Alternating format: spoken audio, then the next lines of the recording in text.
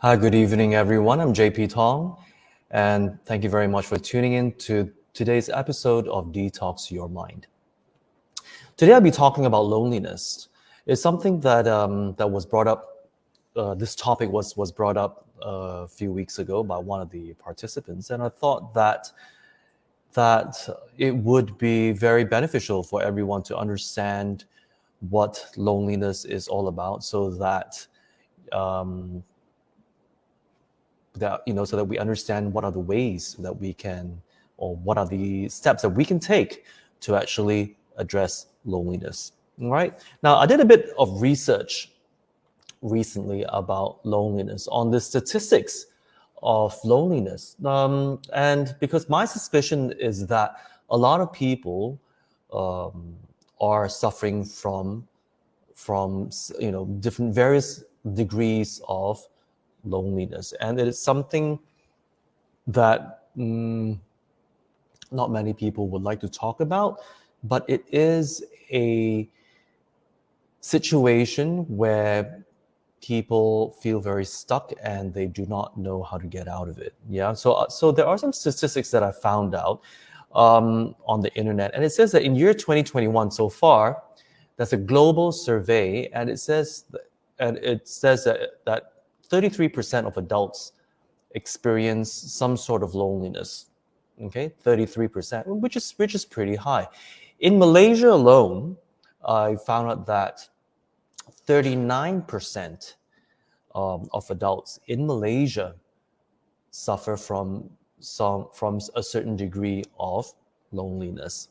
Now, loneliness has an effect on our health, right? So, and it is not something that, I just feel lonely and you just occupy yourself. It's not about that. There are certain health effects that we also need to realize. Now, according to the statistics, loneliness is likely to increase your risk of death by 26%. That's quite a lot, all right? And it says here, loneliness, living alone, and poor social connections are as bad as your health as smoking 15 cigarettes a day. 15. That's pretty worrying. And loneliness is worse for you than obesity, okay? Loneliness and social isolation are associated with an increased risk of developing heart disease and stroke. And loneliness increases the risk of high blood pressure, okay? Other health risks would be that loneliness with severe depression associated with early mortality, and loneliness is a risk factor for depression in later life. And the list goes on, all right? Now, loneliness and older people. This I hear all the time because when I volunteer in soup kitchens, especially with Kechara Soup Kitchen, and when we get to talk to the elderly, we notice that they are extremely lonely and they don't have anyone to talk to. So, and many people who retire, who talk to me, they also tell me that they lack a sense of purpose in life, and they feel very, very lonely, and they cannot seem to get out of it, and they try to occupy themselves with other activities, but somehow they still feel lonely. And I will talk more about that later on. Okay, so according to statistics, the number of people over 50 experience loneliness, and let me see.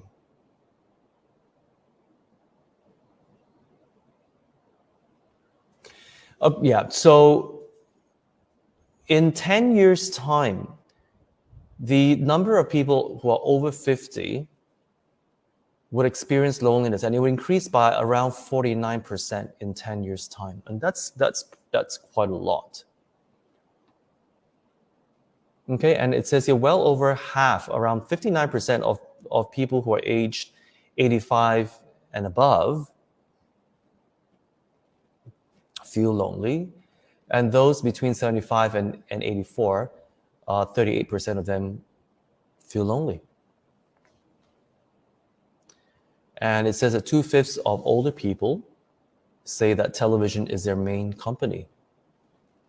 All right, so they spend the whole day watching TV, and I see this a lot because when I drive around this area called Bentong, I do notice that when I drive past these little the homes that are in these villages that they stay in, I notice that the elderly are glued to the TV screen, and that's what they do. And when they actually stand in front of the doors, you see you see a glaze in their eyes, and it's a sign of extreme loneliness, and they just feel very lost and just waiting and waiting for that day to come. And it's very, very unfortunate and very, very sad. All right, so loneliness is pervasive. All right, there are studies that show, what are the numbers, what's the percentage of people in different age groups where they feel lonely and actually seek for some therapy. Okay, so that's my point. So now, loneliness. What is loneliness? All right, so in psychology, when you talk about loneliness, it's about people whose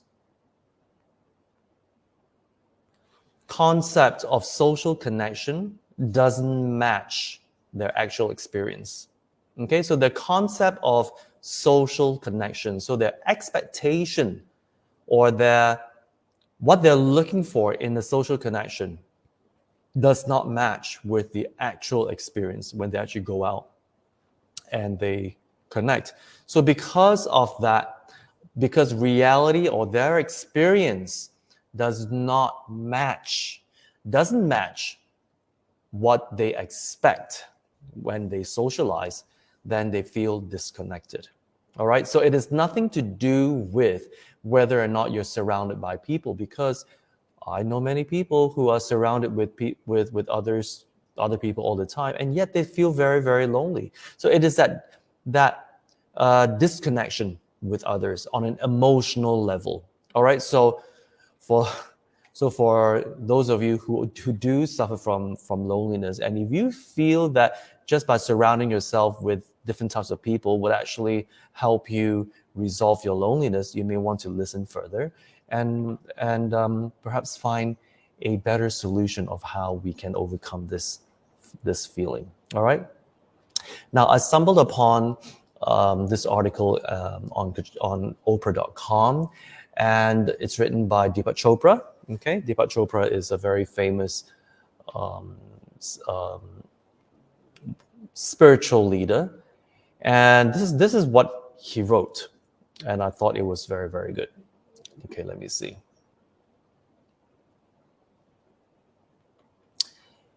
Deepak Chopra wrote this on Oprah.com. He said that loneliness is the condition of feeling negative about your own company and therefore requiring other people to fill that inner lack. I repeat, loneliness is the condition of feeling negative about your own company and therefore requiring other people to fill that inner lack. And this is something that I also subscribe to, and I also believe in this because why? Many years ago, before I joined Kechara and was fortunate enough to be under the tutelage of my teacher, His Eminence Tem Rinpoche, I used to suffer a lot from loneliness, and to make up for it, I would go out after work. I would go out every night to hang out with my friends, happy hour, go and have dinner and just be around friends. And it's because when I went back to my home, there was a sense of loneliness, and I thought that just by surrounding myself with my good friends that would actually solve the that sense. And I was wrong. But you see, but I didn't know what else to do, so I just continued, just going out almost every night and just being around people.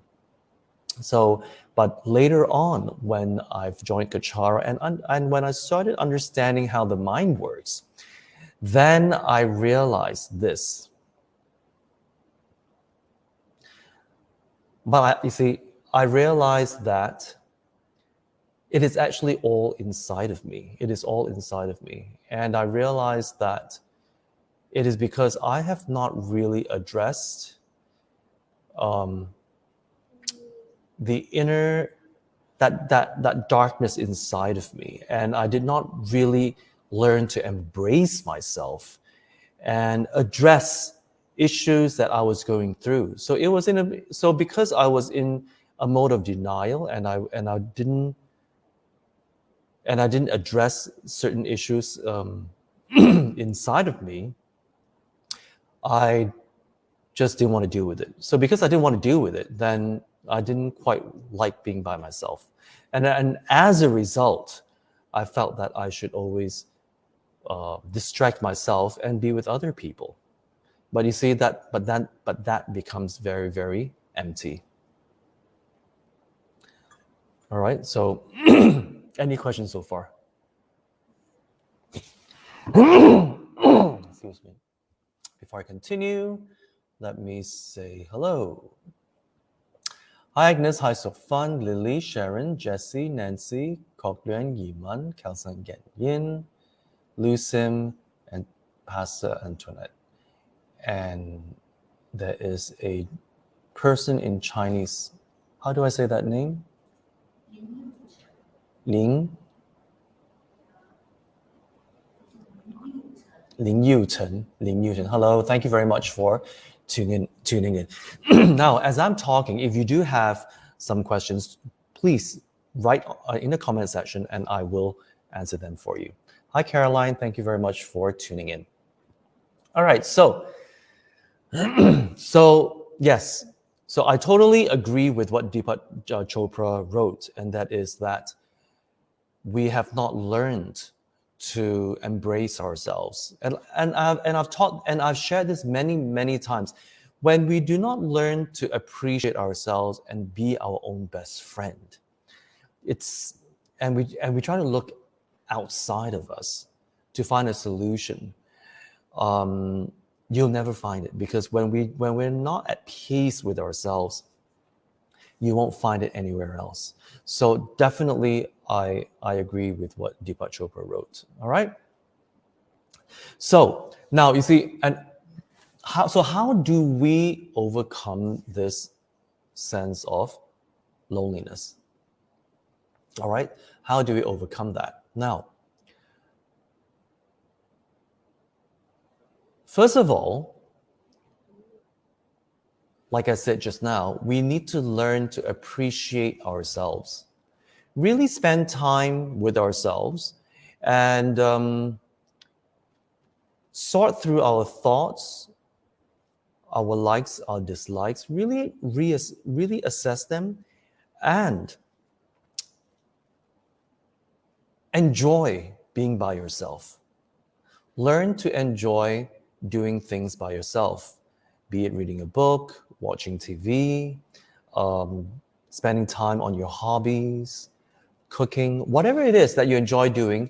Spend some time, maybe once a week, or with this COVID pandemic, when we're locked in into our homes, then you have a lot of time on your hand, and when you feel bored and when you feel a sense of loneliness, really check in. Because why? Because the answers are all within us.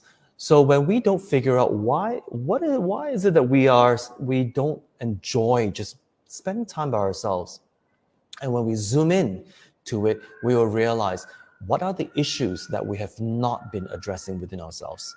And this is the best time, especially when you're under quarantine, to look into it with kindness. Okay, look into our unresolved matters with kindness. With kindness. Why do I emphasize kindness? Because I noticed this, that when we start to reflect on ourselves, sometimes we like to beat up ourselves. We like to criticize ourselves. And we're very harsh and highly critical with ourselves. So when we want to practice kindness and compassion, we tend to forget about ourselves.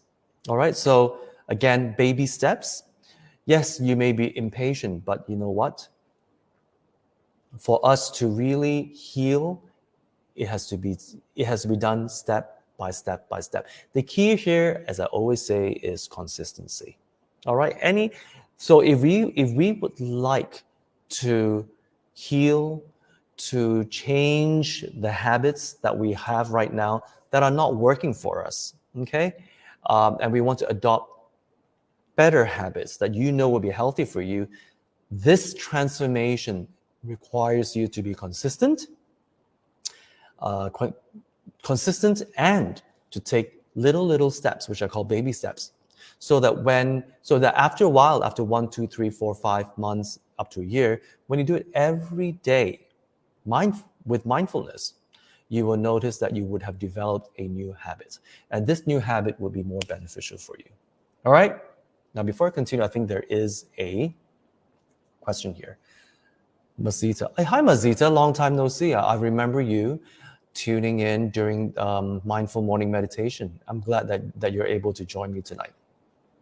Your question is this: how about loneliness as a result of children leaving nest and spouse is no longer amused with each other's company? Okay. Exactly, Mazita. You see, throughout our lives, we've been occupied. All right, we've been occupied with our children, with our family, with our spouse, or whatever it is that you have been preoccupied with.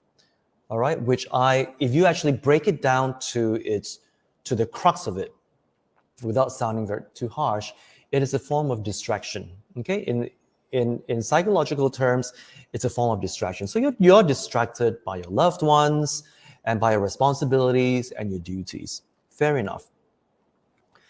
Then and as you say, your children,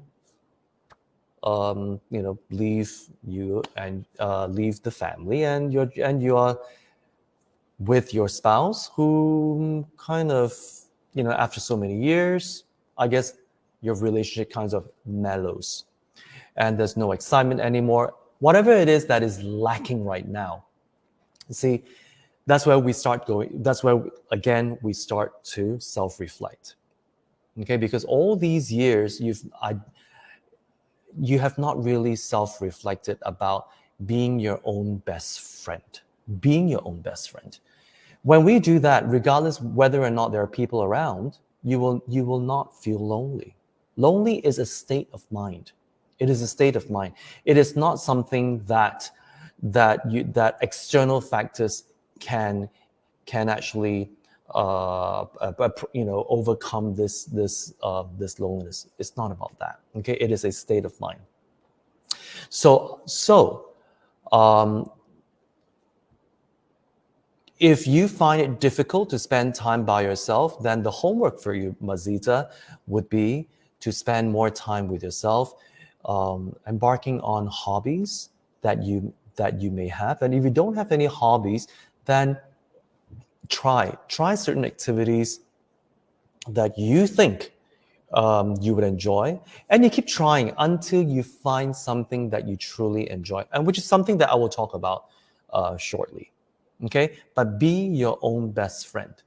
That's the best. To me, that's the best solution. And you see, back then, when I was much younger, I did not like to spend time by myself. I didn't want to go out by myself. When I walked around, I always had to have a friend follow me, or when I go out to eat, I always had to have a friend to eat with, or my family member. So I could never do anything by myself because I just felt very awkward. Like, what would people think of me? Will people judge me if I eat by myself?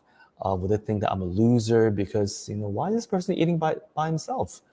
And just spending the day going out by himself.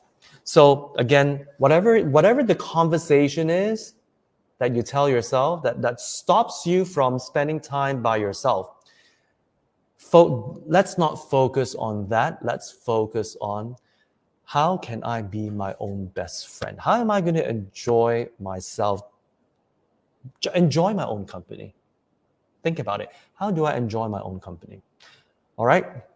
So do that, Mazita, and then let me know. Okay, you wrote this self-love, and I do have a hobby, natural dying, but I also have another responsibility to attend to my two elderly 87-year-old parents. Wonderful, Mazita.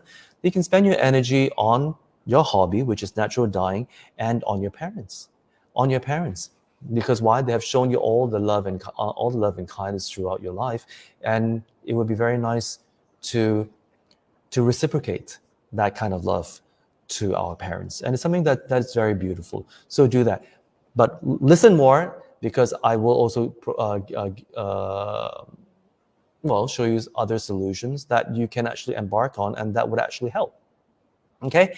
The next thing to look out to actually realize is this. There are certain people who have this habit whereby they gear themselves to think that, just because they have a few experiences whereby they were shunned when they were socializing, basically they did not connect on a level that they wanted, and maybe they were rejected. People were rejecting them, and they felt that, and because of that, they have kind of wired in their mind that I would like to. That's in their mind. I would like to connect to others, but they may not be interested to know me. Okay?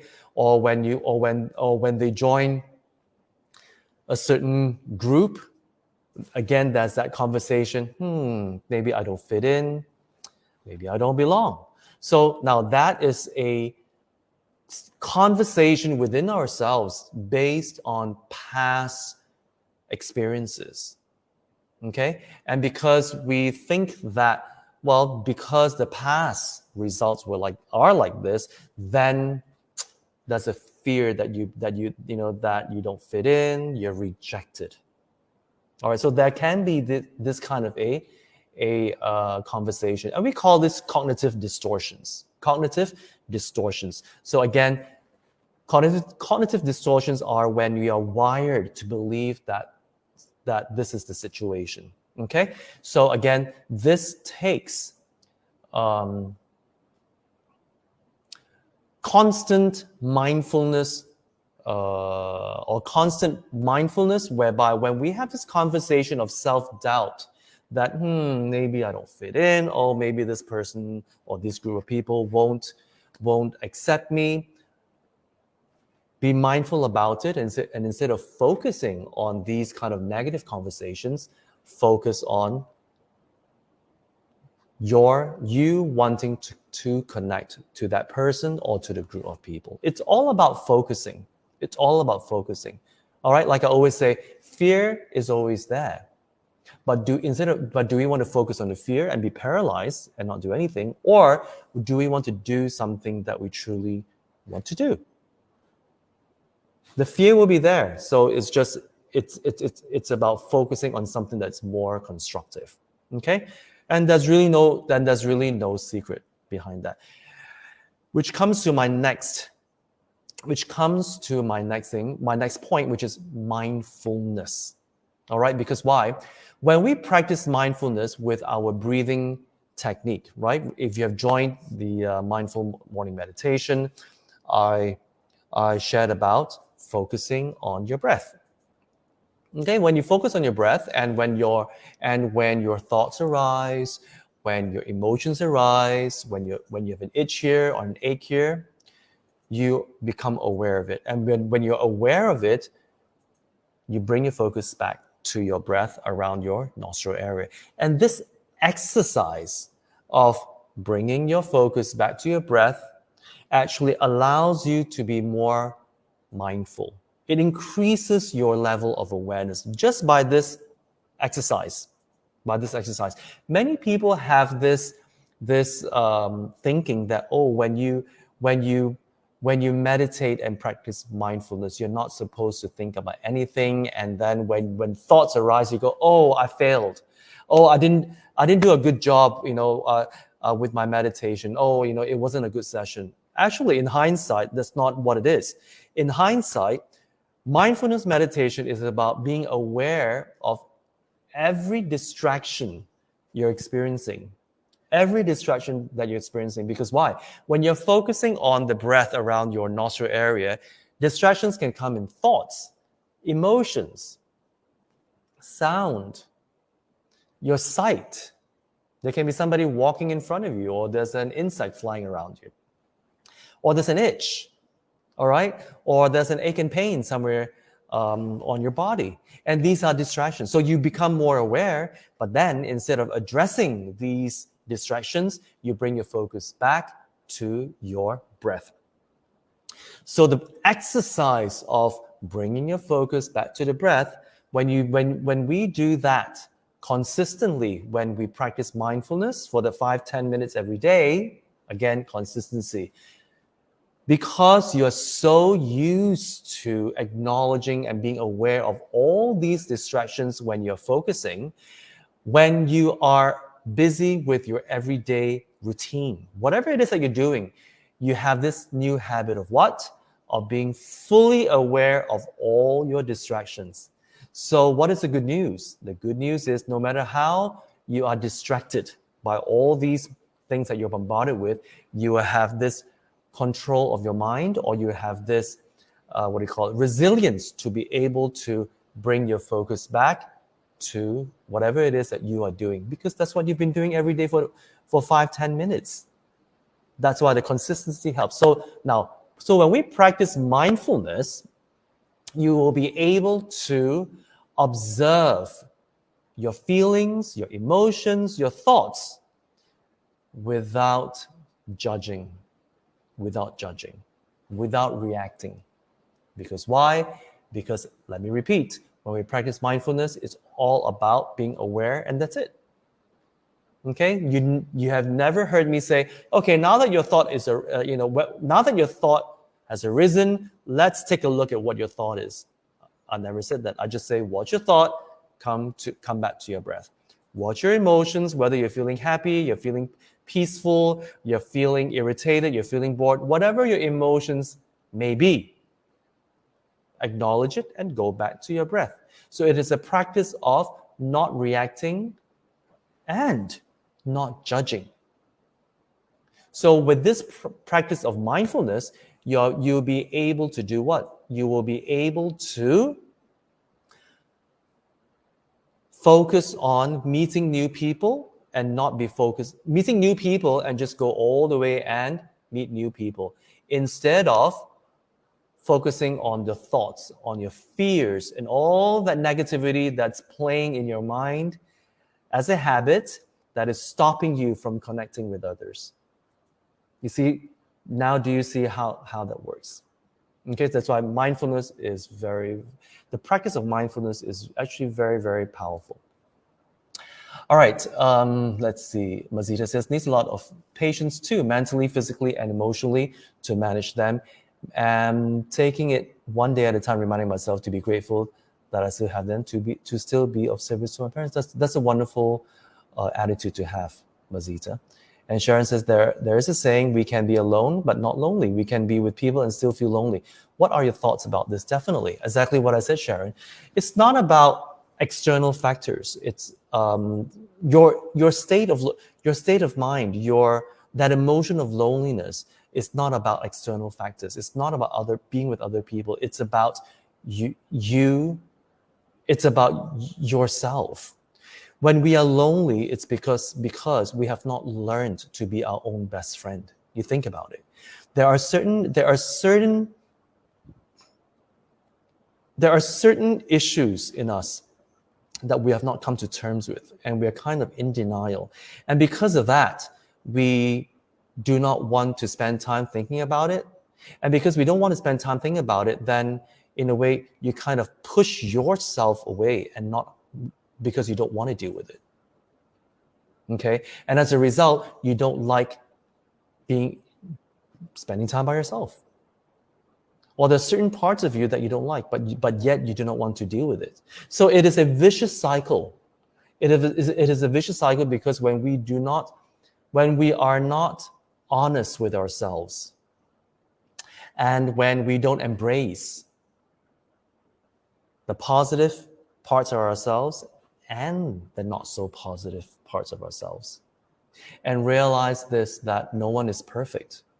Okay, no one is perfect, as long as we are taking time to improve ourselves, to make ourselves a better version, a kinder version, a more compassionate version of ourselves, a more forgiving version of ourselves. That experience will increase our wisdom. And as a result, we become wiser and wiser and wiser. And that's how it is. Wisdom arises from our experiential learning.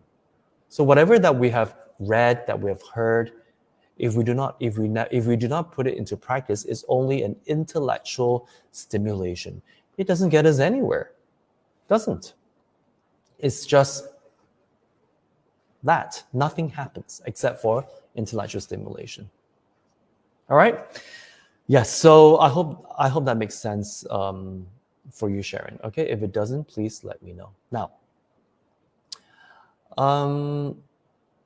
yes, so mindfulness. So mindfulness allows us to be non-judgmental, to observe thoughts, emotions as is, to observe, to experience others as is, not with bias. And that is a key. All right, because again, loneliness can be a result of you having these negative thoughts and stopping yourself from connecting to other people. Even negative thoughts about yourself, that you're not good enough, that you are not perfect enough. Whatever the conversation it is that you have that is stopping yourself from being your own best friend, that has to stop. That has to stop. And many people whom I've spoken with don't realize this, that if you do not make yourself your own, if you don't become your own best friend, and if you don't love yourself the right way, and you don't even know yourself, you don't even understand yourself enough, how do you expect others to love you the way you want it to be loved? How do you expect others to understand you the way you want it to be the way that you want to be understood, when you yourself haven't figured it out? And that is why in certain relationships, you feel very empty, because no matter what that person does for you, you still feel that, it's not quite there. Okay, I'll repeat. Have you been in relationships whereby no matter how that person loves you, do things for you, somehow you still feel it's not enough? There's still that missing piece. All right? It's because you yourself haven't figured out, what is it? How do I need to be loved?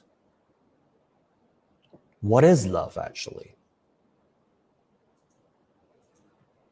And what is it that I really want in life? Okay, so this is all on an emotional level that we're talking about. So we need to figure that out. When we can figure that out, we'll be able to communicate exactly to the person what love is, so that you're on the same page. Okay, and this takes practice. Practice on what? Practice on being your own best friend. All right. I think there is another question. Whitney O. Hi, Whitney. Is loneliness considered an embarrassment, especially in a group? Again, loneliness is a state of mind. Unhappiness is a state of mind. Sadness is a state of mind. So when you ask, is loneliness considered an embarrassment, especially when in a group? Well, that is how you judge yourself. This is how you judge yourself. Oh wow, you feel lonely. There must be something wrong with you.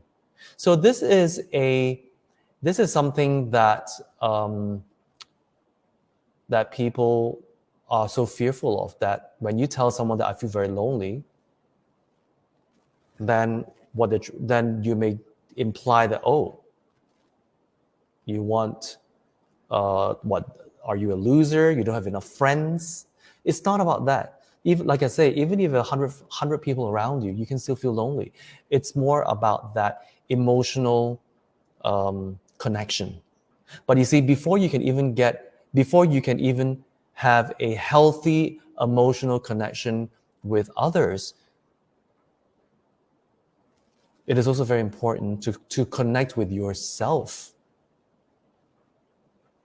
Connect with yourself. That is why I keep harping on, be your own best friend.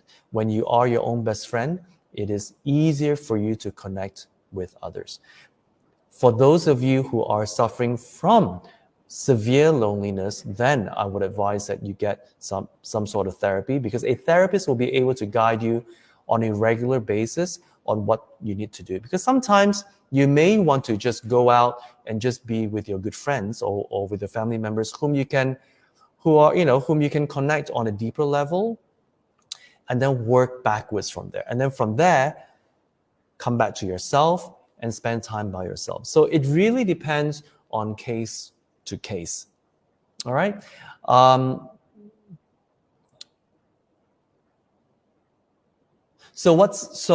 Oh yes, and that's another way that you can actually address your loneliness. One is this. Apart from embarking on your hobby, you can do something that is that requires you to be in a community. Let's say you can adopt a charity, where where you have an opportunity to meet other people for a cause that's bigger than yourself, beyond yourself.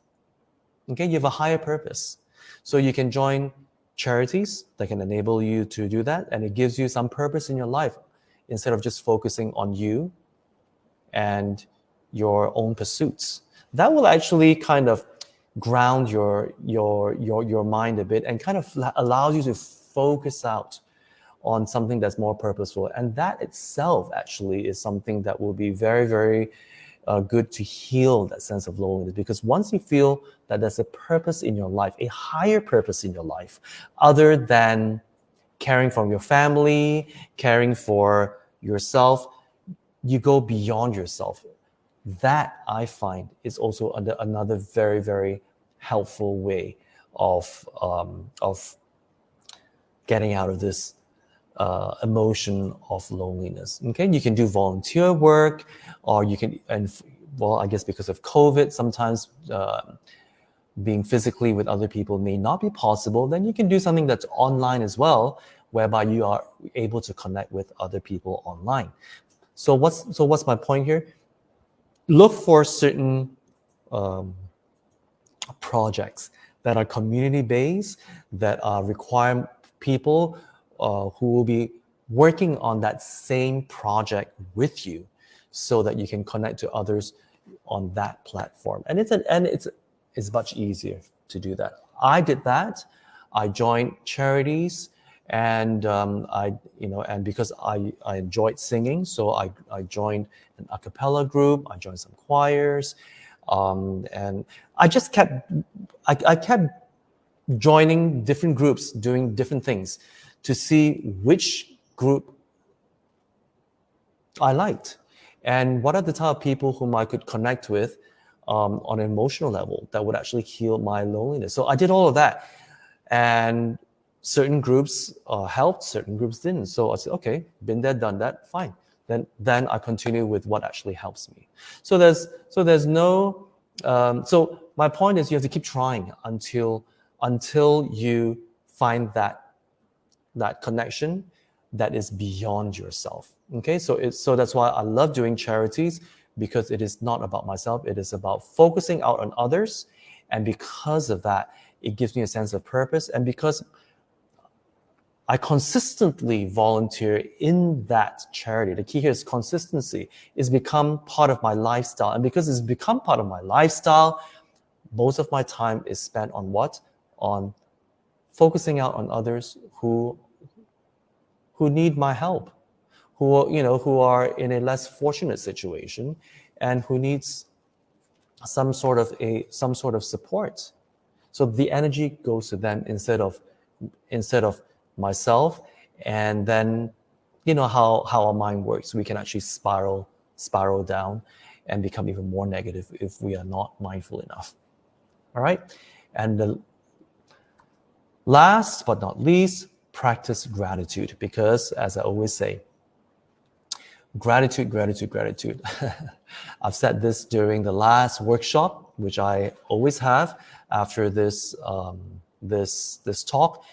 When we practice gratitude by having a journal and we write on a daily basis things that we're surrounded with, that we are so blessed with. And we take for granted because why? We're always so distracted. And we're always thinking that, oh, I will be happy when I have this. Instead of saying, oh, I already have this. Wow, I'm so blessed. So it's about retraining the mind to look out, to actually look at all the abundance that we already have and appreciate it before it is too late. Okay? A perfect example, as I always say, is look at what's going on with this pandemic, okay, with this coronavirus. Now, every time when we go out, we wear a mask. We have to practice social distancing, all right? And it's not advisable to hug your friend and to be too near, and a lot of things that we cannot do. So then when we think that, oh, can you imagine back then when we didn't have to wear masks? But you see, because that freedom is taken away from us, then we think back about it. Oh, it was so much better then. But at that time, we just took it for granted. So what's the moral of the story? The moral of the story is this: let's not wait for something to be removed from our life before we wake up and go, oh, how I wished I could have that again. Be grateful now. Practice mindfulness so that we take in everything that we are so blessed with right now. And we train our mind every day with this gratitude journal. It's a process, training ourselves to take in all the blessings. And because of that, it will also help you rewire the way you think so that you don't feel lonely. You feel very appreciative that every breath you take, you're grateful that you're alive, and you're grateful with everything that you are surrounded with right now. So that is why the cliche, happiness is a choice. Definitely. Happiness is a choice. Either you choose to be happy right now, or you want to continue with this habit of, that your happiness is conditional. If this happens, I'm happy. If that happens, I'm happy. So you see how we have wired ourselves to think that we can only be happy if something else happens. So it's all about habit. All right. So I hope I have given all of you an overview of what loneliness is all about, so that you become more mindful. Whenever you feel lonely, check in. What is it that you're lonely about? What is it that is not fulfilling to yourself? Why is your own company not fulfilling enough, and you're always looking to connect somewhere else? And that is the crux of it. Okay? And again, if you are suffering from severe loneliness, my advice to you is to seek for a qualified therapist who will be able to guide you on a day-to-day basis, or as regular as you require, so that you can slowly develop healthier habits and to get out of this state of loneliness. Okay, so on that note, thank you very much for tuning in. And before I say goodbye, because I'm way past my half an hour talk, I would like to acknowledge today's sponsor. Today's sponsor is Anonymous Dedication, dedicated towards all beings' liberation from suffering and attainment of compassion, wisdom, and true happiness.